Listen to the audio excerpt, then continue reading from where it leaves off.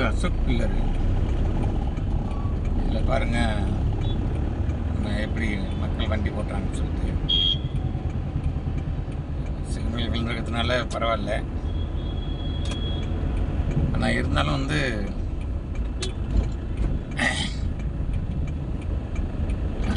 மக்கள் வந்து கண்ணா பின்னாடி தான் ஓட்டுவாங்க.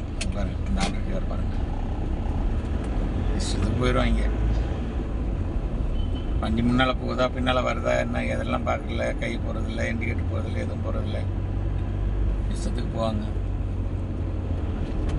இது ரொம்ப நாளாச்சு நான் அந்த மாதிரி வீடியோலாம் போட்டு ஆச்சு. ஒரு 2 மாதத்தோட ஆச்சு வச்சு. என்னோடய வியூவர்ஸ் எல்லாம் குறைஞ்சிருச்சு, என்னோடய இதுவும் குறைஞ்சிருச்சு, என்னோட இதெல்லாம். ஏன்னா வண்டி வந்து கார் வந்து சின்ன கார், அது வந்து கேமரா வச்சு என்னால் பண்ண முடியல. இப்போ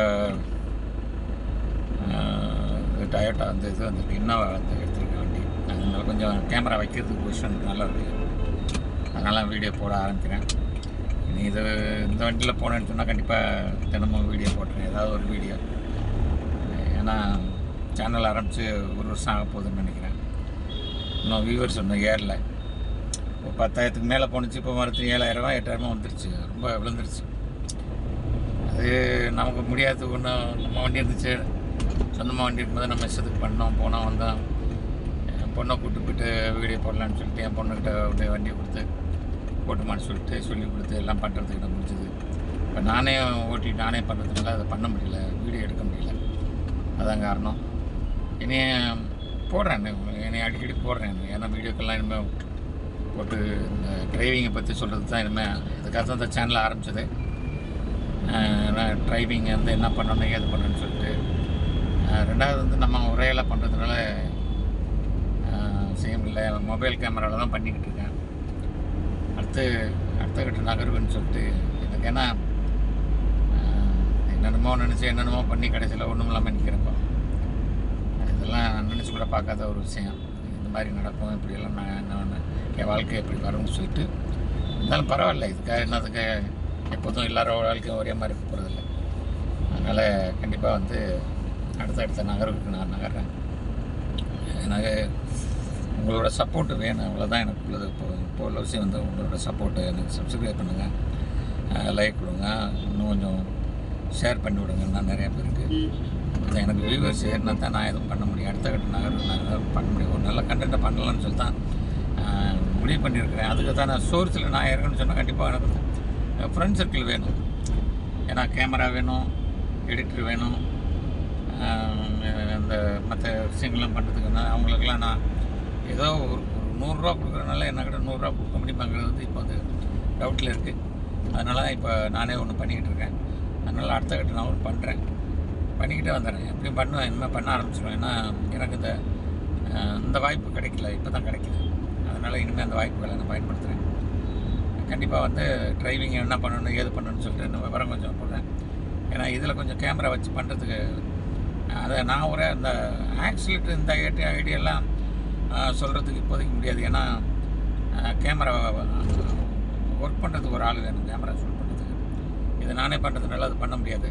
ஏன்னா டிரைவிங்கில் வந்து பண்ண நம்ம என்ன ஸ்பீடில் போகிறோம், என்ன ஸ்பீடில் போனால் என்ன பண்ணணும், எப்படி வண்டி ஓட்டணும், நைட்லையோ பகல்லையாக இருந்தாலும் நைட்டில் இருந்தாலும் எப்படி நம்மளோட டிரைவிங் கண்ணோட்டம் எப்படி இருக்கணும், பைபாஸில் போகும்போது எப்படி வண்டி ஓட்டணும், இல்லை லோக்கலில் ஓட்டும்போது எப்படி வண்டி ஓட்டணும், நம்ம மக்கள் வந்து எப்படியெல்லாம் வண்டி ஓட்டுறாங்க, இந்த வண்டிக்குள்ளே நம்ம வந்து எஸ்கேப் ஆகிறதுக்கோ இல்லை நம்மளோட டிரைவிங் வந்து எப்படி போனால் அதுலேருந்து நம்ம போக முடியும் அப்படிங்கிறதெல்லாம் விவரமாக சொல்கிறதுக்கு வந்து முடியும்.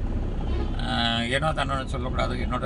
எப்போதுமே நான் வந்து எப்போதுமே வந்து ஒரு விஷயம் வந்து எந்த விஷயத்தையும் வந்து ஏனோ தானோன்னு சொல்ல மாட்டேன், சொல்லக்கூடாது, கரெக்டாக சொல்லணும். இந்த விஷயம் இப்படி தான் பண்ணணும், இப்படி பண்ணால் அப்படி நல்லாயிருக்கும். நம்மளே மாட்டிருக்கணும்னு வச்சுங்க. நம்மளுக்கு அப்பப்போ இப்போ சின்ன சின்ன இதெல்லாம் வரும், வந்து தட்டி விடுறவங்க போகிறவங்க. நம்ம எந்த வண்டியிலையும் போய் இடிக்கலை, பட்டு நம்ம வண்டியில் இடித்தவங்க வந்து 2 வீலர்காரங்க வர்றவங்க வந்து இடிச்சுட்டு இந்த மாதிரி பண்ணிட்டு, அப்போ வந்து நம்ம வண்டி ஓனருக்கு வந்து நம்ம வந்து நம்ம பேர் தான் அடிபடும். அது எனக்கு இப்போ இல்லை, எப்போதுமே எனக்கு அது வந்து அந்த அனுபவம் இருக்குது நிறையா. அதனால் அதை நம்ம ஒரி பண்ணுறது கிடையாது. எது வேணாலும் சொல்லிட்டு போங்க, ஏன்னா என்னோடய டிரைவிங் எனக்கு தெரியும்.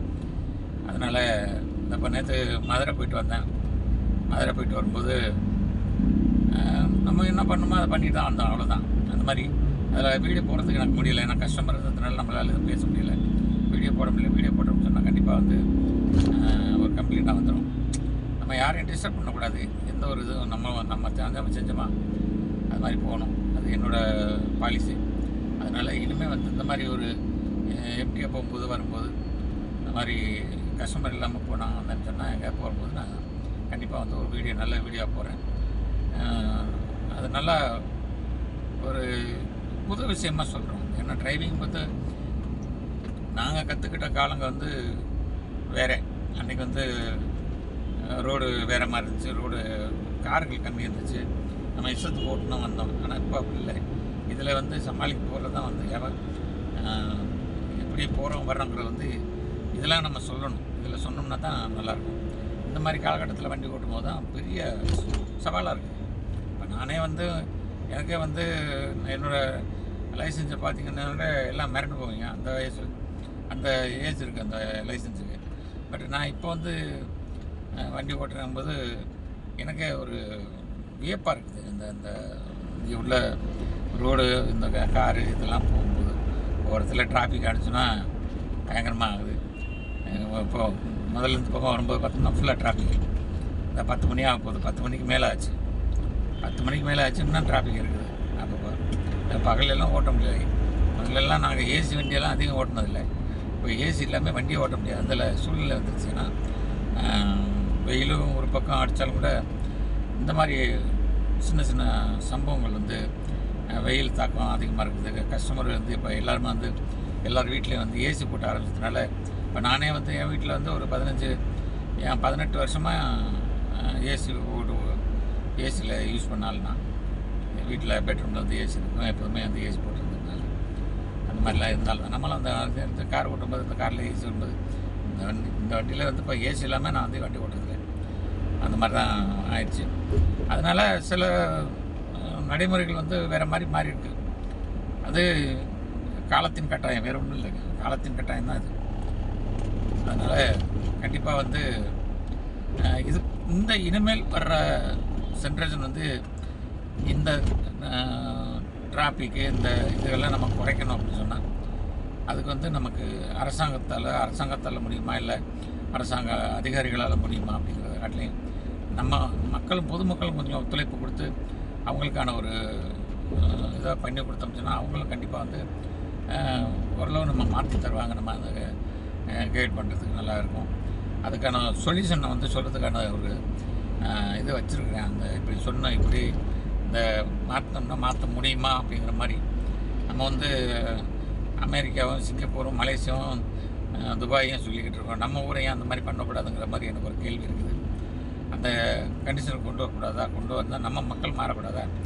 இப்போ நான் துபாயிலையோ ஏதோ ஒரு கண்ட்ரியில் வந்து அரபி கண்ட்ரியில் வந்து அவங்க வந்து தொழுகைக்கு போகும்போது கடைகள்லாம் திறந்து விட்டு தான் போவாங்களாம். அப்படி ஒரு சுச்சுவேஷனில் அவங்க இருக்காங்கன்னு சொல்லும்போது அது எவ்வளோ ஒரு விஷயம் பாருங்களேன். ஒரு கடையை திறந்து